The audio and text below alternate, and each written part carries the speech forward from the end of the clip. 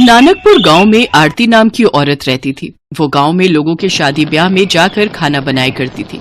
आरती की एक 13 साल की बेटी शालू थी। आरती अपनी बेटी को पढ़ा लिखा कर कुछ बड़ा बनते देखना चाहती थी, इसलिए वो दिन रात मेहनत किया करती थी। एक रोज, आ गई माँ तुम? हाँ शालू, लेकिन आजकल शादियां नहीं है तो कहीं भी कोई काम ही नहीं मिला। कोई बात नहीं माँ, आप हाँफ रही हो, पहले बैठ जाओ और थोड़ा आराम कर लो। सुबह की निकली हुई हो, अब थक गई होंगी, मैं आपके लिए पानी लेकर आती हूँ। पानी पिलाने के बाद शालू रसोई में जाती है और खाने की प्लेट लेकर बाहर आती है। भूल जाओगे सारे गम जब खाओगे शालू के हाथों के अंडा चावल। खाना देख आरती गुस्से में आ जाती है। क्या चाहती है तू शालू? इस घर में एक और नौकर? मैं पैसे जोड़ती हूँ कि तुझे ग्रेजुएट बना सकूं, लेकिन एक तू है कि जिसके हाथों से करछी बेलन छूटने का नाम ही नहीं ले रहा। क्या हुआ माँ? तुझसे कितनी बार कहा है कि तू बस अपनी पढ़ाई पर ध्यान दे, घर के ये सब काम रहने दिया कर। सॉरी माँ, मुझे लगा आप थकी होंगी तो आज मैं ही खाना बनाकर रख दूं। मेरी बच्ची अपनी माँ का कितना ख्याल रखती है। चल अब जल्दी से खाना खा लेते हैं। अगली सुबह आरती शालू से कहती है, अरे शालू, आज तुम्हारे स्कूल की छुट्टी है ना, तो तुम घर पर ही रहना और घर का ख्याल रखना। ठीक है माँ, लेकिन तुम कहाँ जा रही हो? आज फिर काम ढूंढने जाती हूँ, शायद कहीं खाना बनाने का कोई काम मिल जाए। ये कहकर आरती काम की तलाश में निकल जाती है। ये सब क्या हो रहा है और क्यों? अब बस बहुत हुआ। जरूरी नहीं कि पढ़ लिख कर ही बड़ा आदमी बना जाए। अब मैं अपना खाना बनाने के शौक को ही अपना काम बनाऊंगी और खूब नाम कमाऊंगी। मेरी मजबूरी ही अब मुझे मुकम्मल करेगी। शाम को जब आरती फिर खाली हाथ घर आती है तो शालू अपनी माँ से कहती है, माँ, आपने जो मेरी शादी के लिए थोड़े पैसे जोड़कर रखे हैं, क्यों ना हम उन पैसों से एक ढाबा शुरू करें? आप भी कब तक क्यों लोगों के घरों में जाकर खाना बनाने का काम करती रहेंगी? जो मेहनत हम दूसरों के लिए करते हैं वो मेहनत हम क्यों ना खुद के लिए करें? हम दोनों मिलकर उसको एक मुकाम तक लेकर जाएंगे। एक छोटी सी दुकान को बड़े से होटल में बदलना है मुझे। ना बाबा ना, लोग क्या कहेंगे कि बेटी के पैसों को खाकर ढाबा खोला इसने। मैं तो कहीं मुंह दिखाने लायक नहीं रहूंगी, और गांव में तो वैसे भी 2 ढाबे वाले हैं ही, फिर लोग अपने ढाबे पर ही क्यों आएंगे?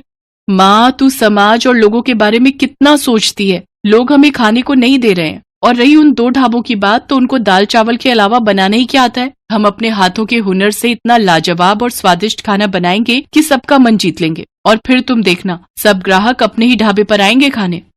हाँ हाँ ठीक है, पर तू साथ में अपनी पढ़ाई पर भी ध्यान देना। आरती शालू की शादी के लिए जमा रुपयों से एक ढाबा खरीद लेती है।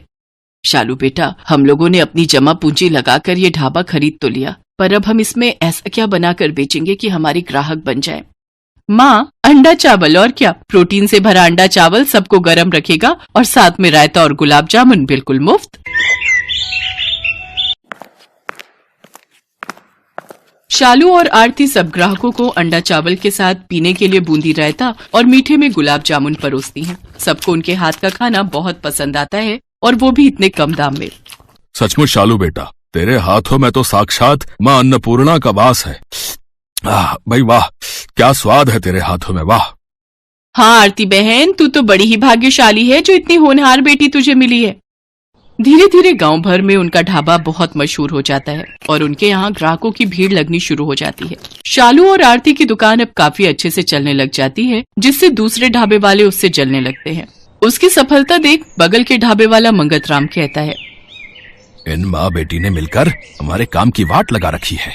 लगता है इन दोनों को मजा चखाना ही पड़ेगा। अगले दिन मंगत राम ने अपने 2 गुंडों जग्गू और कालू को शालू के ढाबे पर भेज दिया, जहां पहुंचकर वो दोनों शालू की माँ आरती से बदतमीजी करने लगते हैं और कहते हैं, अरे सुनो छमिया, अगर तूने जल्द से जल्द इस ढाबे को बंद नहीं किया ना तो इसका अंजाम बहुत बुरा होगा बे। ये सब क्या बेकार की हरकत है? मालिक का कहना है कि ये ढाबा तुम जल्द बंद कर दो, समझे? नहीं तो आगे का अंजाम तो तुम दोनों जानते ही हो।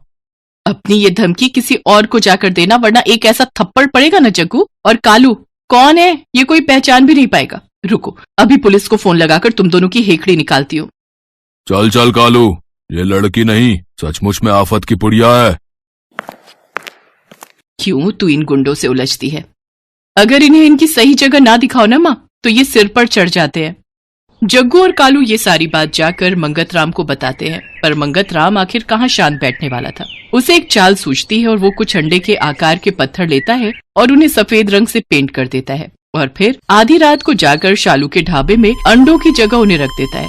अगले दिन जब आरती और शालू अंडा चावल बनाने की तैयारी कर रही होती हैं, तभी शालू की नजर उन अंडों पर जाती है। ये कैसे अंडे हैं जो इतने भारी हैं? अरे, इसमें से तो रंग निकल रहा है। ये क्या? ये तो पत्थर है मम्मी। ये जरूर उस मंगत का काम होगा। वो तो अच्छा है कि तू बिना जांचे परखे कोई काम नहीं करती, वरना जाने क्या होता आज। अब तो हद ही हो गई मम्मी। अब आज रात को अपने इस ढाबे की रखवाली मैं खुद करूंगी और उस मंगत राम का ढाबा तो मैं बंद करवाऊंगी। उधर मंगत राम कब से किसी हलचल के इंतजार में बैठा था। ये अभी तक उनके ढाबे में कोई हंगामा क्यों नहीं हुआ? लगता है अंडे ठीक से अभी उबले नहीं।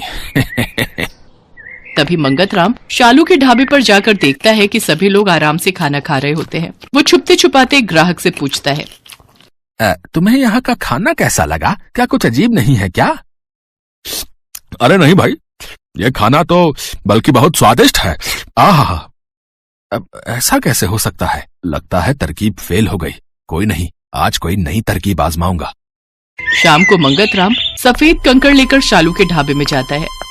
आज तो ये सफेद कंकड़ चावल में मिला दूंगा, फिर देखता हूँ कैसे चलता है इन माँ बेटी का ढाबा। वहीं शालू और आरती छुपकर ये सब देख रही होती हैं। वो जैसे ही चावल में कंकड़ मिलाने लगता है तो शालू और आरती उसे रंगे हाथ पकड़ लेती है। साथ ही शालू इस सारी हरकत को अपने फोन में रिकॉर्ड कर लेती है और पुलिस को फोन कर उसे वहां बुला लेती है। मंगत चाचा, अगर कंपटीशन करना ही है तो सामने आकर करो। अगर इस तरह के काम करोगे तो फिर तो जेल की हवा खानी ही पड़ेगी। इसके बाद शालू और आरती अगले दिन से फिर से अपने काम धंधों में लग जाते हैं। कुछ दिनों बाद उनके गांव में एक फूड कंपटीशन होता है, जिसमें जीतने वाले को 5 लाख इनाम देने की घोषणा होती है। शालू भी उस प्रतियोगिता में हिस्सा लेती है और वो अपने अंडा चावल की रेसिपी वहां पर बनाती है। इतने बड़े कंपटीशन को जीतने के लिए आपने इतनी साधारण सी डिश को क्यों चुना? आपको एक बार भी नहीं लगा कि आप रिजेक्ट हो सकती हैं? नहीं साहब, ये अंडा चावल ही मेरा घर चलाता है और इसकी वजह से ही मेरा ढाबा गांव भर में फेमस है, इसलिए मैंने यही बनाना उचित समझा। जजेस जब वो अंडा चावल टेस्ट करते हैं तो उन्हें खाकर हैरान रह जाते हैं। उन्होंने जिसे बहुत साधारण डिश समझा था वो बहुत ही लाजवाब होती है। वाह, इतना यमी अंडा चावल मैंने आज तक नहीं खाया। क्या आप अंडा चावल की ये रेसिपी मेरे साथ शेयर करेंगे? मैं इसे अपने होटल में अप्लाई करना चाहता हूँ। एंड यू डोंट वरी, इनाम के साथ साथ इस रेसिपी को शेयर करने के लिए मैं आपको अलग से पेमेंट करूंगा। जी जरूर सर, ये तो मेरे लिए खुशी की बात होगी जो इतने बड़े होटल में मेरी रेसिपी के अंडा चावल बनेंगे। शालू ये कंपटीशन जीत जाती है और अब उसका ढाबा और भी अच्छा चलने लगता है। आरती और शालू के दिन बदल जाते हैं और अब वो उसी गांव में खुद का बड़ा सा होटल खोल लेती है और उसमें अपना अंडा चावल की डिश को उस होटल की स्पेशलिटी के तौर पर रखती है। धीरे धीरे शहरों से टूरिस्ट आकर उसके होटल में ठहरने लगते हैं और उसके यहाँ का फेमस अंडा चावल खाते हैं। साथ ही वो अपने होटल के खाने के रेट भी बड़े ही साधारण रखती है, जिससे कि टूरिस्टों के साथ साथ गांव वाले भी उसके अंडे चावल का स्वाद चख सके। इस तरह शालू और आरती अपने होटल को बड़े ही अच्छे ढंग से चलाती हैं। साथ ही शालू अपनी पढ़ाई पर भी पूरा ध्यान देकर क्लास में अच्छे नंबरों से पास होती है।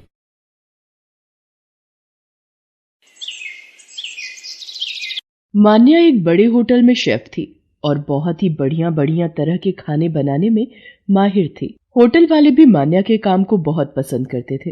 मान्या, तुम्हारी बनाई रेसिपी हमारे कस्टमर्स को बहुत पसंद आ रही है। तुम ऐसे ही नई नई डिश ट्राई करती रहा करो। बाकी ये लो तुम्हारी इस महीने की तनख्वाह। Thank you sir. आज सैलरी मिली है, क्यों ना माँ के लिए एक नई शॉल खरीद लूं। ठंड का मौसम भी आने वाला है और राहुल भी बहुत समय से नया बैट खरीदने के लिए कह रहा था। उसका जन्मदिन भी आने वाला है, उसके लिए एक बैट खरीद लेती हूँ। मान्या अपनी माँ के लिए शॉल और अपने छोटे भाई के लिए एक बैट खरीद कर घर पहुंचती है। अरे वाह दीदी, नया बैट! आज मैं इसी बैट से क्रिकेट खेलूंगा। मान्या बेटा, तुझे सैलरी मिलती है, तू हमारे लिए इतना कुछ ले आती है, अपने लिए भी कभी कुछ खरीद लिया कर बेटा। माँ, आप दोनों के लिए खरीद लेती हूँ तो समझो मुझे उसी में दुनिया की खुशी मिल जाती है। मान्या सबके बारे में कितना सोचती है। हे भगवान, मेरी बच्ची को सदैव सफलता मिलती रहे। आपका आशीर्वाद मेरी बच्ची पर सदैव बना रहे। मेरी बच्ची ने बचपन में बहुत दुख देखे हैं। अपने पिता के जाने के बाद सारी जिम्मेदारी इसी ने संभाली। मान्या इसी तरह से मेहनत से होटल में काम कर रही थी। मोनिका नाम की एक लड़की भी उसी होटल में वेटर की नौकरी करती थी। वो भी मान्या के बनाए खाने की बहुत तारीफ करती थी। मान्या यार, बहुत दिनों से तुम्हारे हाथ की पाव भाजी नहीं खाई। अरे तो कल छुट्टी है, कल मैं तेरे लिए स्पेशल पाव भाजी बनाऊंगी, तू कल घर आ जा। चल पक्का, कल शाम की पार्टी तेरे घर। अच्छा तुझे पता है, होटल में पूर्वी नाम की एक नई लड़की आई है। इससे पहले वो विदेश के किसी बड़े होटल में शेफ की नौकरी करती थी। बड़ी मॉडर्न टाइप की है। पता नहीं कितने लोग यहाँ पर शेफ की नौकरी के लिए आते हैं। आने दो, कोई बात नहीं, वो भी हमारी तरह ही काम के लिए आई होगी। वो तो बात ठीक है, पर मैनेजर साहब भी उसकी बहुत तारीफ कर रहे थे। विदेश के होटल में पहले काम किया हुआ है, इसीलिए वो ज्यादा ही इतराकर बात कर रही है। मोनिका अभी मान्या से बात कर ही रही थी, तभी होटल का मालिक एक लड़की को लेकर आता है। मान्या, ये पूर्वी है। आज से ये तुम्हारे साथ ही शेफ का काम करेगी। पूर्वी, तुम एक बार होटल की रसोई देख लो, कोई कमी लगे तो बता देना। और मैं जानता हूं तुमने तो पहले ही इतने बड़े होटल में शेफ की नौकरी की हुई है, तो तुम्हें समझाने की जरूरत नहीं पड़ेगी। तुम्हें तो पता ही होगा कि कस्टमर्स किस तरह का खाना पसंद करते हैं। आप चिंता मत कीजिए सर, अब मैं आपके होटल में आ गई हूँ ना, अब देखना आपके होटल में कस्टमर्स की भीड़ लगी रही। पूर्वी मान्या के साथ काम पर लग जाती है, पर पूर्वी बहुत ही चालाक लड़की थी। सारा काम मान्या करती थी, पर जैसे ही मैनेजर सामने पड़ता, पूर्वी झट से काम का दिखावा करने लगती। पूर्वी काम को लेकर अक्सर लापरवाही दिखाती थी। ऐसे ही एक दिन, पूर्वी ये ऑर्डर रेडी करना है और ध्यान रहे ये खाना बिना मिर्ची का बनाना है। एक सेकंड, मेरा जरूरी कॉल आ रहा है, बाकी तुम चिंता मत करो, मैं ध्यान रखूंगी। अरे मान्या, जरा ये 2 ऑर्डर रेडी करने हैं, मिर्ची ज्यादा रखना, मैं जरा एक कॉल अटेंड करके आ रही हूँ। खाने में मिर्च होने से और वो भी ज्यादा मिर्च खाकर कस्टमर्स गुस्से में आ जाते हैं। ये इतनी बड़ी गलती कैसे हुई मोनिका? मैंने तुम्हें कहा था कि इस ऑर्डर में मिर्ची नहीं डालनी है। सर मैंने तो पूर्वी को बोल दिया था, पर उसने ऐसी गलती क्यों की मुझे नहीं पता। सर आपको पता है, मेरे एक विदेशी फ्रेंड हमारे होटल में मेहमान बनकर आ रहे हैं, इसलिए मैं उनसे फोन पर बात कर रही थी। मैंने मान्या को बोल दिया था इस खाने में मिर्च नहीं डालनी है, फिर उसने मेरी बात को अनसुना कैसे कर दिया मुझे नहीं पता। मान्या, मैं तुम्हें अभी इसी वक्त नौकरी से निकाल रहा हूँ, कल से आने की कोई जरूरत नहीं है। सर जहाँ झूठ पर विश्वास किया जाता हो, वहाँ मैं खुद नौकरी नहीं करना चाहती। Thank you. मान्या उदास मन से घर आ जाती है और सारी बात अपनी माँ को बताती है। तूने बिल्कुल ठीक किया बेटा, जहाँ इज्जत ना हो ऐसी जगह पर नौकरी करने की कोई जरूरत नहीं है। नमस्ते आंटी जी। मान्या कैसी? अरे मोनिका, तू आज जॉब पर नहीं गई? तुझे पता है मेरा भी उस होटल में तेरे बिना दिल नहीं लग रहा था, इसलिए मैंने वो जॉब छोड़ दी। मोनिका, तूने मेरी खातिर जॉब छोड़ दी? पर मोनिका, अरे कोई बात नहीं, वैसे भी वो जॉब करते करते मैं तंग आ गई थी। अब कुछ दिन का ब्रेक लेकर फिर कोई काम ढूंढूंगी। चल आज फिर मैं तुझे अपने हाथ की पाव भाजी खिलाती हूँ। उस दिन भी तू आ नहीं पाई थी। मैंने एक नया काला मसाला बनाया है, आज पाव भाजी में वही डालूंगी। इसका मतलब आज तो मुझे काली पाव भाजी खिलाने वाली है। हाँ यही समझ ले, काले मसाले की बनी काली पाव भाजी। मान्या, काली पाव भाजी तो बहुत ही स्वादिष्ट बनी है। मान्या, तू सचमुच बेस्ट शेफ है। इस पाव भाजी को खाकर मेरे दिमाग में एक आइडिया आया है। क्यों ना तू काली पाव भाजी का ठेला शुरू कर दे? क्यों ना दोनों मिलकर शुरू करते हैं? आधे पैसे मैं लगाऊंगी, बाकी के आधे पैसे तू लगा ले। दोनों पार्टनरशिप में काम करेंगे। क्यों आंटी जी, सही कह रही हूँ ना? आइडिया तो अच्छा है। मान्या, तुम बताओ बेटा। माँ, अगर आप दोनों को ये सही लग रहा है तो ठीक है। मोनिका, हम दोनों मिलकर काली पाव भाजी का ठेला शुरू करते हैं। मान्या और मोनिका दोनों मिलकर काली पाव भाजी का ठेला लगा लेते हैं। मान्या के हाथों की बनी काली पाव भाजी लोगों को बहुत पसंद आ रही थी। धीरे धीरे उनके ठेले पर भीड़ बढ़ती जाती है और मान्या और मोनिका की काली पाव भाजी सोशल मीडिया पर फेमस हो जाती है।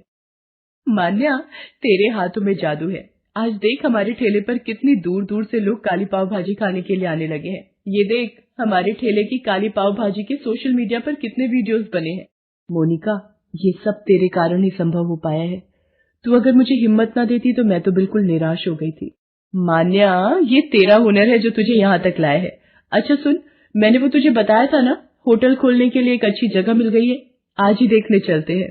मान्या के खाना बनाने का हुनर और मोनिका की दोस्ती दोनों जब आपस में मिल गए तो उन दोनों ने अपने काम में सफलता हासिल की और कुछ समय बाद उन्होंने अच्छे पैसे कमाकर एक बड़ा होटल खोल लिया, जिसमें सबसे स्पेशल डिश थी काली पाव भाजी।